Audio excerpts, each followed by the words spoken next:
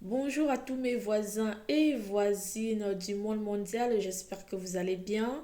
Aujourd'hui, nous allons parler des différents régimes matrimoniaux. Donc, nous allons commencer par parler des différents régimes. Ensuite, nous allons parler du choix du régime matrimonial. Après, nous parlerons du changement et enfin des conséquences du changement d'un régime matrimonial. Donc, commençons par les différents régimes matrimoniaux. En droit civil gabonais, nous avons trois régimes matrimoniaux. Trois. L'article 305 du Code civil de la République gabonaise dispose que, alinéa 1er, les époux sont placés sous le régime de la séparation des biens. Donc, c'est le régime légal. Toutefois, nous dit l'alinéa 2, lorsqu'il y aura mariage avec engagement monogamie, le régime matrimonial est expressément choisi par les époux lors de la célébration du mariage. Ainsi, nous dit l'alinéa 3, ce choix portera soit sous le régime de la communauté des biens, soit sous le régime de la séparation des biens, soit sous le régime conventionnel. Donc, on va s'arrêter là. Tout à l'heure, je vous ai dit qu'en droit civil gabonais, nous avons trois régimes. Le premier régime, c'est le régime de la séparation des biens qui est le régime légal. Donc, lorsque vous ne vous ne possédez pas le choix du régime, en réalité, vous êtes placé sur le régime légal qu'on appelle la séparation des biens. La séparation des biens, c'est le régime dans lequel chacun des époux conserve la propriété de ses biens, aussi bien ceux acquis avant le mariage et pendant le mariage. Donc, on conserve la propriété de ses biens et on est responsable aussi des dettes qui en découlent. Ça, c'est la séparation des biens. À côté, nous avons le régime de la communauté. Alors, petite précision. Au Gabon, le Code civil parle du régime, dans la plupart des cas, parle du régime de la communauté des biens. Ce régime renvoie à la communauté des biens réduite aux acquets. Parce que lorsque nous lisons l'article 319 qui parle de l'actif de la communauté, cet article dispose que la communauté se compose activement des revenus affectés par les époux aux charges du ménage, ce qui nous intéresse petit 2, les acquets faits par les époux ensemble ou séparément durant le mariage. Donc le régime de la communauté dont il est question ici, parlons du Gabon, il s'agit du régime de la communauté des biens réduits aux acquets, ni plus ni moins. Ensuite, nous avons le dernier régime qui est le régime conventionnel. L'article 306 dispose, parlant du régime conventionnel, tout régime matrimonial choisi en dehors de ceux prévus au présent titre doivent être fixés avant la célébration du mariage dans un acte dit contrat de mariage, dressé devant un notaire ou à défaut devant l'officier d'état civil du lieu de la célébration du mariage, en présence et avec le consentement simultané de toutes les personnes qui y sont parties et les mandataires.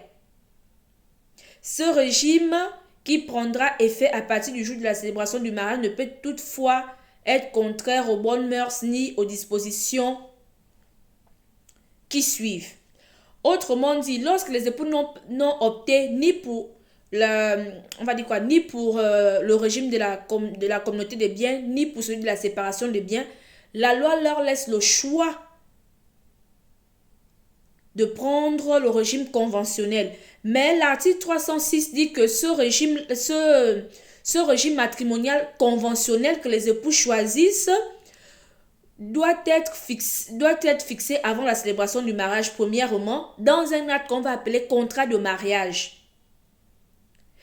Et ce contrat de mariage est dressé en principe devant un notaire. Donc, si vous ne voulez pas choisir la séparation des biens ou la communauté des biens, vous partez vous deux devant le notaire.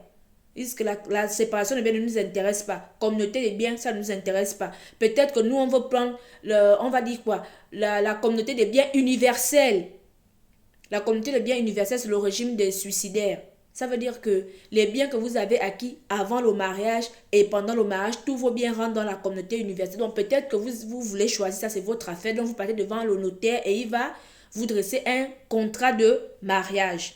Donc, si vous n'avez pas eu le temps de faire ça devant un notaire, on vous dit que ce contrat de mariage peut être dressé, peut être fait, on dit quoi? On a dit, excusez-moi, il faut que je revienne, devant l'officier d'état civil du lieu où vous allez célébrer le mariage. Donc, si vous allez célébrer votre mariage à la mairie du 4e arrondissement, c'est là-bas, c'est le maire du 4e qui doit vous dresser le contrat de mariage.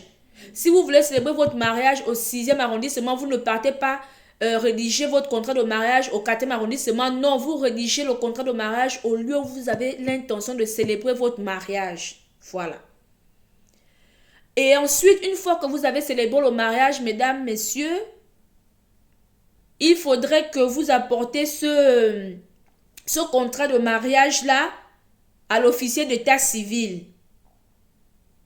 Nous dit l'article 309. Donc cet article dispose que l'article 309, immédiatement après la signature du contrat, le notaire ou l'officier d'état civil compétent délivre aux parties un certificat sur papier libre et sans frais énonçant leur nom, prénom et domicile, les noms, prénoms, qualités et demeure des futurs époux ainsi que la date du contrat. Ce certificat sera remis par les futurs époux à l'officier d'état civil avant la célébration du mariage. Oui, parce que en réalité, le choix d'un régime matrimonial se fait avant la célébration du mariage. Vous avez des rendez-vous devant le maire qui va célébrer votre mariage. Il y a plusieurs rendez-vous là qui ont lieu. Donc, le choix du régime matrimonial se fait avant la célébration du mariage. Il ne se fait pas à la mairie le jour où on célèbre le mariage. Le jour du mariage, c'est juste pour confirmer que oui, vous avez déjà dit au maire qu'en réalité, on a choisi la séparation des biens. Donc, le jour du mariage, le maire vous pose seulement la question, vous dites oui ou non. Fin. On ne peut pas choisir le régime devant le maire, non. On le choisit avant et on le confirme devant monsieur le maire. Donc là, nous avons parlé des différents régimes matrimoniaux qui existent en droit civil gabonais. Maintenant, nous avons aussi abordé la question du choix du régime. Le choix du régime, on a dit, il se fait avant. Mais il y a quelque chose qui peut venir faire changer le choix du régime matrimonial. Il y a ce qu'on appelle l'option. L'option matrimoniale, c'est lorsque vous choisissez la monogamie ou la polygamie. C'est ça qu'on appelle l'option. L'option, c'est polygamie ou monogamie. Donc, en fonction du choix que vous allez faire, mesdames, messieurs, surtout vous, mes chères voisines, le choix de l'option peut faire changer automatiquement votre régime matrimonial, mesdames. Donc, nous allons aborder cette question. Parce que beaucoup de femmes ne le savent pas. Mais c'est important de le préciser. Donc, là, nous allons maintenant partir dans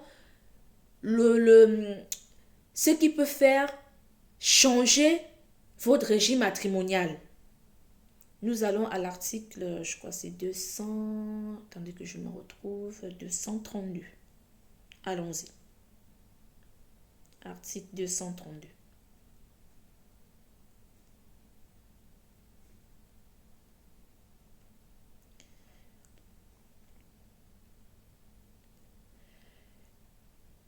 Donc, nous avons dit que le choix du régime matrimonial se fait avant, mais il est confirmé devant monsieur le maire. Donc, nous allons lire minutieusement l'article 232 qui peut faire automatiquement changer un régime matrimonial. Parce qu'il y a beaucoup de nos tantis là qui ne maîtrisent pas cette affaire-là et qui pensent être en communauté des biens alors qu'elles sont en séparation des biens. Donc, on va expliquer. L'article 232, alinéa 2 dispose que l'officier d'état civil interroge ensuite successivement chacun des futurs époux sur son option polygamique ou monogamique au mariage. C'est important. Parce que le maire doit s'assurer que vous êtes conscient du choix que vous faites. Donc, nous avons dit que le choix de l'option les régimes, les futurs époux, les époux choisissent, les futurs époux choisissent leur régime matrimonial avant la célébration du mariage et ils viennent le confirmer devant monsieur le maire. Maintenant, le maire aussi, pendant la célébration du mariage, il vous interroge maintenant sur le choix de l'option. Il interroge chacun des époux séparément sur le choix de l'option. Parce que le choix de l'option peut faire basculer, changer le régime matrimonial. Nous allons lire l'article 232, notamment l'alinéa 2. On va commencer par cet alinéa. Donc, cet alinéa dispose que l'officier d'état civil interroge ensuite successivement chacun des futurs époux sur son option polygamique ou monogamique du mariage. C'est important. Imaginons que les époux optent, ils ont choisi la communauté des biens. C'est bon, non? Logiquement, si les époux choisissent la communauté des biens, ça veut dire que l'option matrimoniale, choisie, c'est la monogamie. Maintenant, on arrive devant le maire, on ne sait pas ce qui se passe. Vous vous rappelez de l'histoire qui s'était passée au Cameroun, là où la femme dit monogamie, la belle famille là-bas crie polygamie. Ce sont des cas qui arrivent constamment. Donc, les époux là-bas se sont entendus, nous, on va prendre communauté des biens. Il faut aller confirmer maintenant devant le maire, non? Donc, le maire interroge les époux maintenant sur l'option matrimoniale choisie. On a dit il y a deux options. Soit c'est la monogamie, soit c'est la polygamie. Arrivé devant le maire, le monsieur dit, madame dit monogamie, monsieur dit polygamie. Ou bien arrivé devant le maire là-bas, les époux, les deux disent polygamie. Entre-temps, ils ont choisi la communauté des biens, mais à côté, ils disent polygamie. Automatiquement, le régime matrimonial change. Automatiquement, ça doit changer. Parce que dans la polygamie, il n'y a pas de communauté des biens. Ça n'existe pas. Un seul monsieur ne peut pas épouser 4 femmes ou 3 femmes et être en communauté des biens avec chacune des femmes. C'est compliqué, ce sont des équations difficiles. Même Thalès, Pythagore, là, les grands mathématiciens, là, je ne sais pas si vous connaissez les formules de Thalès, Pythagore, ne peuvent pas résoudre cette équation. Donc, dès l'instant où les époux optent pour la polygamie, il n'y a pas de choix à faire. La séparation des biens s'impose à vous. Fin du débat. Donc, à ce propos, l'alinéa 3 de l'article 232 dispose que dans le cas où les futurs époux confirment leur option pour l'engagement monogamie, l'officier d'état civil leur demande alors de préciser également le régime matrimonial qu'ils ont choisi. Ça veut dire que dans le cas où les époux ont choisi la monogamie, à ce moment-là, les époux ont le choix sur le régime. Est-ce que vous comprenez? Parce que quand on choisit la monogamie, c'est qu'on va avoir une seule femme. Donc, vous pouvez tranquillement opter pour la communauté des biens ou, si vous voulez, vous pouvez prendre la séparation des biens ou le régime conventionnel qui se fait par contrat de mariage. Donc là, vous avez le choix. Mais, si vous avez choisi la polygamie, nous dit l'alinéa 4, voilà, je crois l'alinéa 4 que nous allons lire. Attendez, il ne faut pas que je me perde, voilà qui dit. Non, ce n'est pas la même chose, donc on va revenir sur ça plus tard. Si vous avez choisi la polygamie, tout de suite, vous êtes placé sous la séparation des biens. Parce qu'il n'y a pas longtemps, j'ai une tantine qui m'a contacté pour me dire, elle est son mari avec une épouse avant, ensuite il a pris une deuxième épouse, je crois qu'elle est la troisième, et elle et son mari, ils investissent ensemble. Donc, qu'est-ce qui va se passer si son mari meurt? Comment on va faire pour la communauté des biens? J'ai dit, aïe, tantine. Je ne comprends pas ton histoire. Donc, quand toi, tu t'es marié avec lui là, ça dit que au moment où elle allait se marier là, il y avait déjà ce monsieur avait déjà épousé 2 femmes. Donc, elle a deux rivales. Donc, à quel moment là-bas à la mairie, ils ont dit au maire que c'est établi, c'est la polygamie. Maintenant, quel est ce maire-là dans le Gabon qui a écrit là-bas communauté de biens avec option polygamie? J'ai dit là, maman, ça n'existe pas. Jamais de la vie. Aucun maire au Gabon, ne peut faire dresser un acte de mariage où vous choisissez la polygamie et il va vous mettre communauté des biens. J'ai dit ça là, je suis du côté des maires. Aucun maire au Gabon ne peut dresser un acte comme ça. C'est impossible. Donc je suis sûre qu'il y a une erreur sur l'acte de mariage là. C'est forcément la séparation des biens. Donc si depuis que vous êtes mariés là, vous investissez ensemble, maman, c'est gâté. C'est gâté. J'espère que dans les investissements là, tu mets ton nom sur les reçus, les papiers, les actes de propriété. Sinon, ton affaire est gâtée. Hein? Ton affaire est gâtée. Maman, tantine, les tantis là, les mamans, les voisines. Il n'y a pas la communauté des biens. On va pas dire ça, il ne faut pas que les tontons l'entendent. Il n'y a pas la communauté des biens dans la polygamie. Non. Dans la polygamie, c'est bien séparé. Chacun a ses biens. C'est comme ça.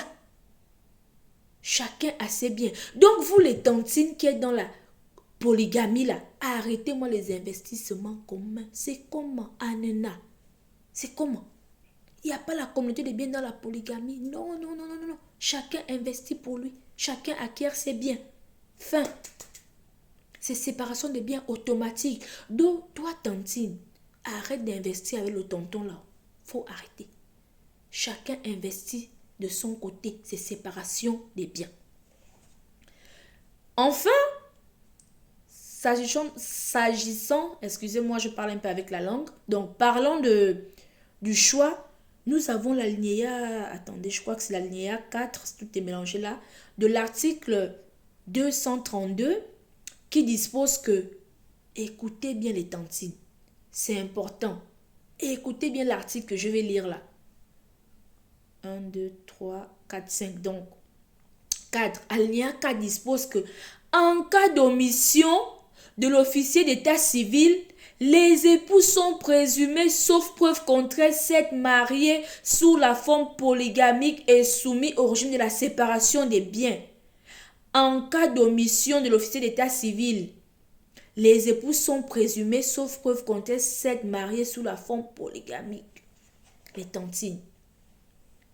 Pendant la célébration du mariage, le maire doit vous interroger sur l'option. Donc, on pose la question au tonton, on pose la question à la tantine. Chacun doit répondre à son tour. Vous avez choisi quoi comme option? Monsieur dit monogamie, madame confie monogamie. Si c'est la monogamie, on vous dit maintenant de choisir le régime matrimonial qui peut être la séparation des biens, la communauté des biens ou le régime conventionnel qui est fait par contrat. On avance. Maintenant, si les époux ont choisi la polygamie, c'est tout de suite séparation des biens. Le maire ne cherche même pas à vous demander encore quel est le régime. Tout de suite, dès que vous avez choisi polygamie, c'est tout de suite séparation des biens. Fin. Maintenant, la ligne a dit en cas d'omission. Ça là, ça arrive constamment. Nous avons des actes de mariage où vous êtes parti à la mairie là-bas, le maire lui-même c'est un ambianceur. Il met l'ambiance, oui, comme, voilà, vous voyez, les maires là, quand il met l'ambiance, non, il y a des maires qui sont forts, quoi. Il met l'ambiance, toi-même, tu es content d'avoir choisi la mairie là. Les mariés eux-mêmes sont des ambianceurs, ils dansent beaucoup, ils fêtent. Tout le monde est concentré dans l'ambiance. Donc, le maire oublie de vous demander le choix de l'option. On a dit il y a deux options au Gabon. Polygamie et monogamie. Donc, le maire oublie de demander aux époux que, oh, tonton Moussavou, tantine Sam, vous avez choisi quelle option? Le maire oublie. Tantine, quand le maire a oublié de vous poser cette question-là et que vous sortez de là sans avoir précisé, sachez que vous vous êtes marié sous l'option polygamique. Donc, le mariage qu'on vient de célébrer là, c'est la polygamie. Ça veut dire que votre époux peut après vous épouser une autre femme. Soyez vigilante. On a dit 2023, c'est l'année de la vigilance juridique. 2023, c'est l'année de la vigilance juridique. Chaque femme doit connaître ses droits. Hein? Soyez attentifs. Vous qui allez vous marier là en 2023 là. Quand vous partez à la mairie, l'homme peut tout oublier à la mairie, mais il ne doit pas vous oublier de vous poser la question, quelle option vous avez choisi? L'article, je disais l'alinéa 4 de l'article 232 dispose que en cas d'omission de l'officier d'état civil, les époux sont présumés, sauf preuve contraire, s'être mariés sous la forme polygamique et soumis au régime légal de la séparation des biens. Donc, quand le maire ne vous a pas posé la question sur l'option matrimoniale que vous choisissez, maman, tanti, tantine Bernadette, tantine Pascaline, tantine Isabelle, sache que tu viens de signer là, polygamie. Ça là, oubliez tout à la mairie, mais n'oubliez pas de préciser. Donc, tu viens de signer polygamie. Ça veut dire qu'au sorti de là, 1 mois plus tard, 1 semaine plus tard, 2 ans plus tard, ton mari peut aller prendre une autre femme. Nous avons reçu un cas comme ça, où le monsieur lui-même ne savait pas que, en fait, ce monsieur avait une chisa, comme on dit, il avait, on va dire quoi, une maîtresse. Donc, il veut maintenant se marier. Il veut épouser la deuxième femme, mais la première femme refuse. Quoi. En fait, il voulait changer l'option. Il voulait quitter la monogamie pour la polygamie, mais la première femme ne voulait pas. Donc, il va maintenant pour consulter un avocat pour dire comment je peux faire pour que ma femme là puisse accepter. Moi, je veux changer d'option. Je veux quitter la monogamie pour la polygamie. Je veux épouser une autre femme, même la femme ne veut pas. Mais la loi dit que les époux peuvent demander le changement ensemble ou chacun des époux peut demander le changement de son régime ou bien de l'option matrimoniale. Donc, il va consulter un avocat, non? L'avocat dit, bon, ok, on va introduire la procédure, amène-moi l'acte de mariage. Quand le tonton amène l'acte de mariage là-bas, on se rend compte que sur l'acte de mariage, l'option matrimoniale n'est pas précisée. Ah bon? Mais tonton, il dit, oh, mais monsieur, vous n'êtes pas attentif.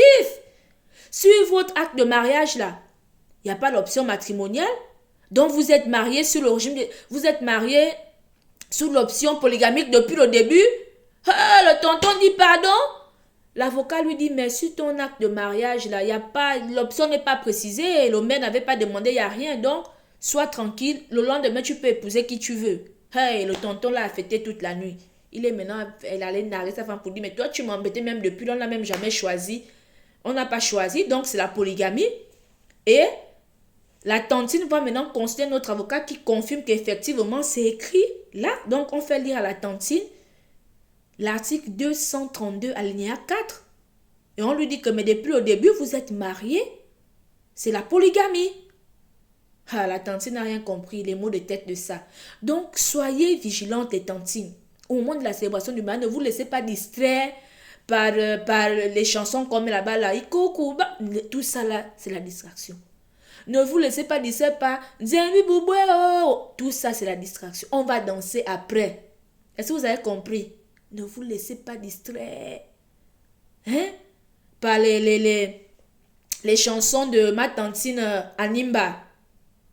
Vous connaissez, non? Ne vous laissez pas distraire, non. On ne se laisse pas distraire à la mairie. Ne vous laissez pas distraire par les chansons d'Africa Légende là. Non! À la mairie. Et les oreilles comme ça doit être ouvert. Si le maire oublie, dites au maire que mais vous n'avez pas rappelé ça. Il faut être, s'il vous plaît, soyez concentrés. 2023, c'est l'année de la vigilance juridique. Aucune tantine ne doit venir se plaindre. D'accord? Donc, une fois que vous avez choisi la polygamie, sachez que c'est automatiquement bien séparé. Voilà. Donc, vous qui êtes marié avec option polygamique, là, sachez qu'il n'y a pas de séparation de biens. Séparation de biens, chacun de vous, chacun des époux doit investir séparément. Ça, c'est ce qu'on avait à dire sur le choix de l'option qui peut faire changer automatiquement le régime matrimonial choisi par les époux. Maintenant, nous allons parler du changement de régime. Et là, nous partons à l'article 310. Excusez, ce sont des parties différentes, donc il faut quitter d'un article à un autre, ça prend un petit temps. Donc, allons à l'article 310.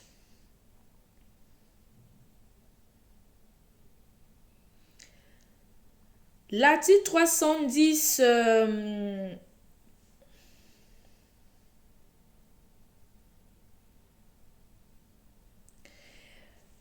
Alinéa 1 dispose que les changements apportés aux conventions matrimoniales avant la célébration du mariage doivent être constatés par un acte passé dans les mêmes formes. Donc, si vous décidez de changer, par exemple, vous avez déjà écrit votre acte de mariage, et puis vous décidez encore 2 jours plus tard de modifier quelque chose, vous faites encore un acte écrit que vous partez déposer chez monsieur le maire.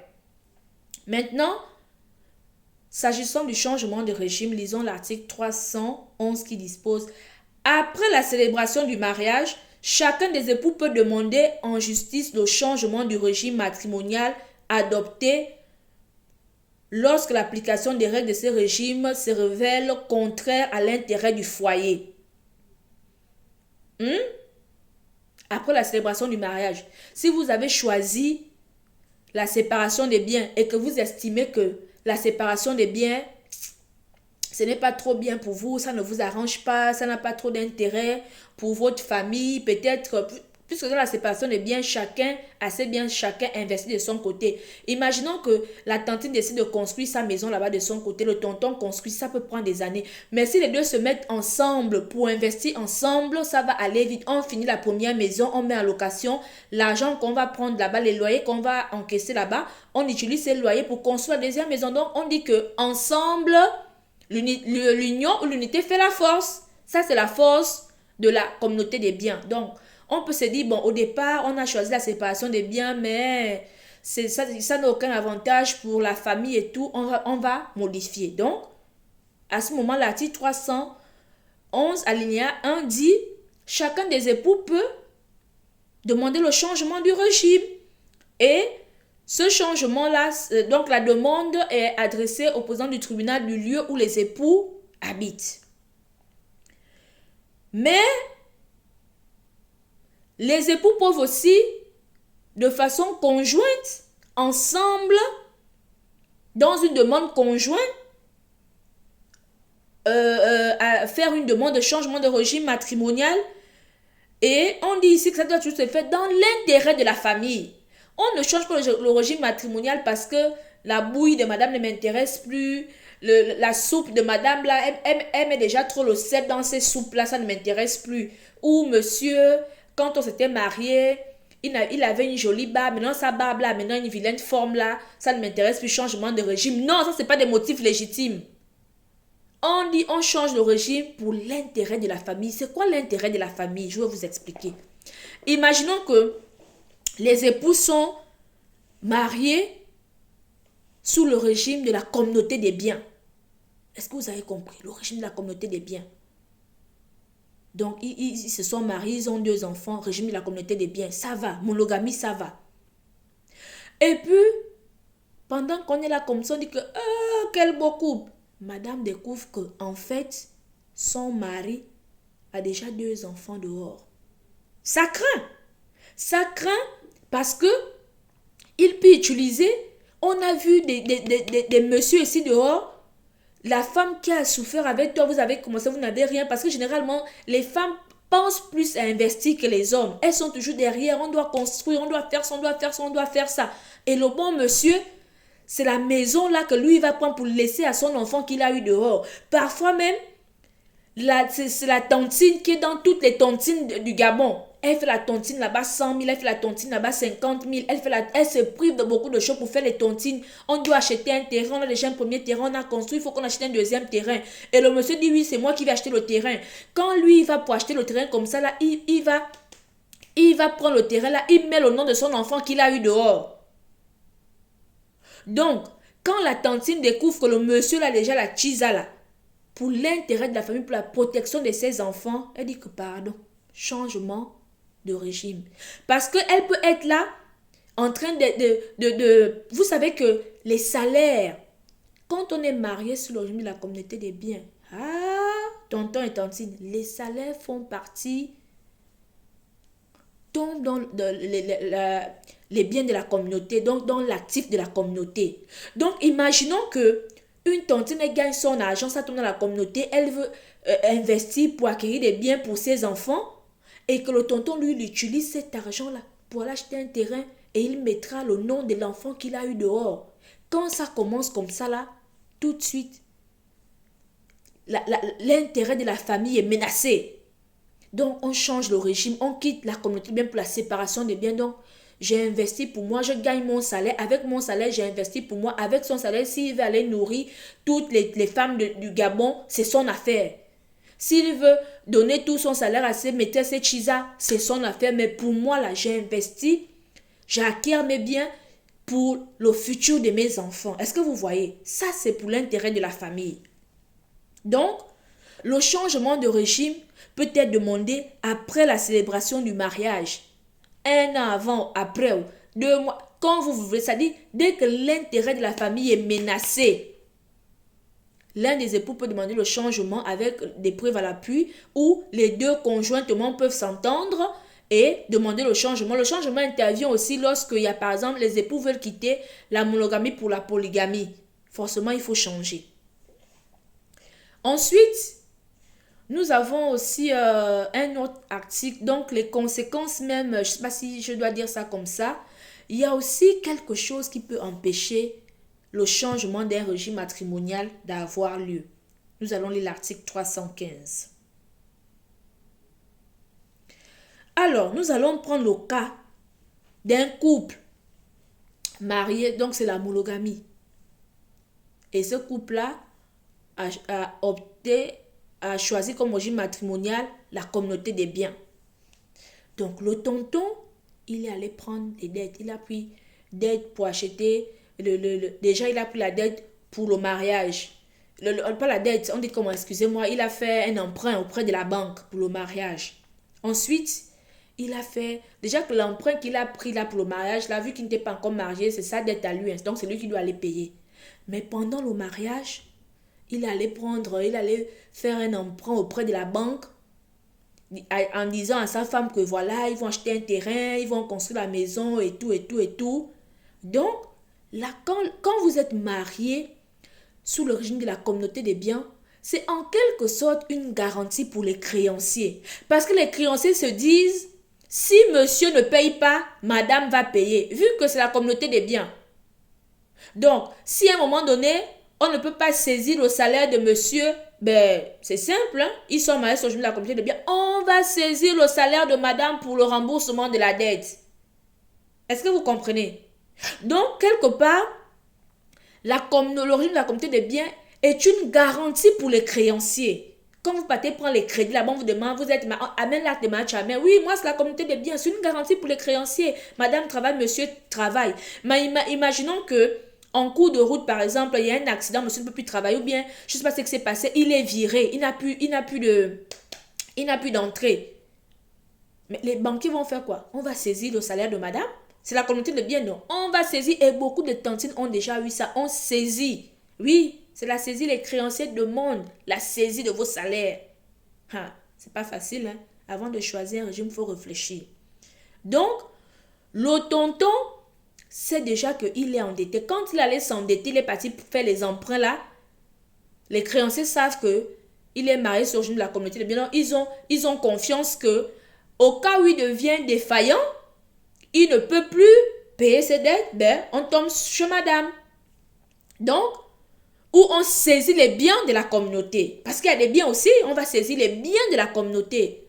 Donc, le monsieur vient, il dit à sa femme que, de toute façon, je vois là, j'ai une dette là, ou pour ceux qui ont des entreprises, vous savez, les entreprises, on prend les emprunts, on fait comme ça, c'est des choses mélangées, on mélange avec la société, on mélange tout comme ça, et puis, il y a des garanties qu'on donne là-bas, la femme ne comprend rien. Le monsieur vient dire à sa femme que les dettes que j'ai là, c'est pas bon, il faut qu'on change de régime. Pourtant, c'est avec ce même régime-là qu'il allait prendre les emprunts. C'était comme une garantie pour les créanciers. Maintenant, il décide de changer. La loi dit que les créanciers peuvent s'opposer au changement de régime, surtout lorsque vous quittez la communauté des biens pour la séparation des biens. Les créanciers peuvent s'opposer parce que la communauté est une garantie pour les créanciers. Ils savent que dès que monsieur devient défaillant là-bas, soit on va saisir peut-être les salaires de madame ou on va saisir les biens de la communauté. Mais si vous changez de régime matrimonial, on divise. On procède à la liquidation de la communauté. Chacun prend là-bas, chacun prend là-bas. Donc, les biens de monsieur parfois peuvent être insuffisants. C'est-à-dire que le gars il est déjà insolvable. Même les biens qu'il a ne peuvent pas suffire au paiement de sa dette. Donc, ça devient un danger pour les créanciers. Donc, l'article 315, alinéa 2 nous dit que les créanciers, s'il a été fait fraude à leurs droits, pourront former tierce opposition à ce jugement dans un délai d'1 an à compter de la publication prévue à l'alinéa 1er. Donc, quand le régime matrimonial est changé, il est publié au journal officiel. Oui, on publie. Est rendu public. C'est ce que nous dit l'article 315, alinéa 1, nous dit que le jugement prononçant ou homologuant le changement de régime matrimonial doit être rendu public par l'insertion d'un extrait dans un journal d'annonce légale. Si vous achetez le journal officiel, généralement, les pages du derrière, là, vous allez voir, c'est souvent écrit là-bas. On fait des publications des changements, des gens qui ont changé les régimes, qui ont changé leur régime matrimonial. On publie ça là-bas. Cette publication, c'est pour informer les créanciers que BGFI Bank, Ecobank, UBA, tel, là où tu es là, sache que monsieur Badinga là-bas, là, il a quitté la communauté de biens, maintenant la séparation des biens. Hein? C'est pour informer. Surtout les créanciers, c'est important. Et si les créanciers se rendent compte que vous avez fait ça, vous avez changé le régime en fraude de leurs droits parce que vous voulez faire disparaître certains biens de la saisie, parce que vous savez très bien que si vous êtes marié sur le régime de la communauté des biens, les créanciers ont plus de chances de te faire rembourser en saisissant les biens de la communauté. Mais quand monsieur a changé, on regarde comme ça, il doit à la banque 50 millions. Le gars allait vite changer. Et puis il y a d'autres qui sont malins là, quand on fait la liquidation de la communauté là, tout ce qui a la valeur, le grand terrain, la villa qui a une valeur élevée, ils préfèrent qu'on donne ça à madame. Maintenant les trucs là, tu vois, vous voyez, les trucs là qui ont une valeur moins élevée, il veut prendre ça. Et puis quand on fait le calcul, ça ne peut même pas rembourser toute sa dette. Les créanciers, l'affaire là, c'est pas bon. Donc les créanciers peuvent s'opposer au changement du régime matrimonial. Donc les créanciers ont 1 an à compter de la publication du jugement du changement de régime dans le journal officiel. Donc quand vous changez le régime matrimonial, on le change pour l'intérêt de la famille. On ne le change pas pour des motifs fallacieux. Non, on ne change pas le régime matrimonial pour les motifs fallacieux, mais beaucoup de nos tontons là changent de régime matrimonial pour les motifs fallacieux. Mais ne vous inquiétez pas, la loi a vu ça venir. C'est pourquoi on a intégré la partie des créanciers là qui peuvent s'opposer au changement, voilà, au changement du régime matrimonial. Prochainement, nous allons revenir sur les dettes de la communauté. Donc, si vous avez des questions, vous pouvez les laisser en commentaire. Sur ce, je vous souhaite une très bonne écoute de cette vidéo.